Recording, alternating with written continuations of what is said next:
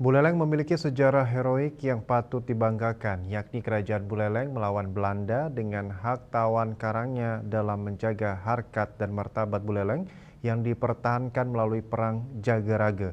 Hal tersebut disampaikan Wakil Ketua DPRD Bali dalam kunjungannya ke Monumen Perang Jagaraga Jumat kemarin.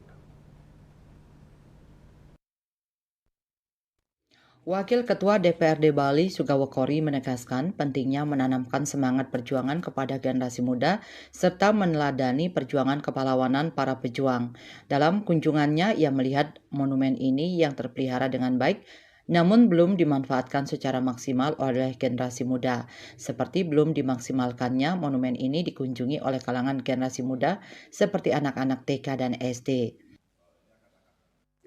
Kami memberikan dukungan sepenuhnya dan anak-anak TK, anak-anak SD di seluruh Buleleng ini penting untuk memahami ini, melihat diorama, kemudian dijelaskan makna nilai-nilai luhur perjuangan, kemudian nilai-nilai kesejarahannya, nilai-nilai kepahlawanannya. Ini perlu dibangun sejak mereka dulu. Itulah gunanya fungsi monumen ini didirikan.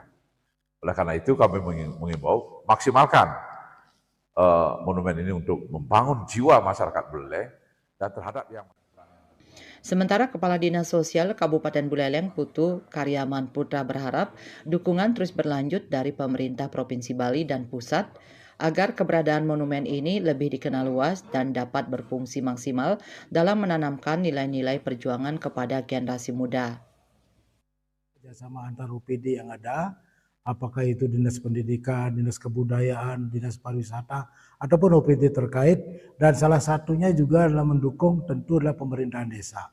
Jadi kami sebenarnya sebelum setahun yang lalu, kita sudah merancang dengan pemerintah desa untuk mendorong tempat ini menjadi destinasi wisata desa.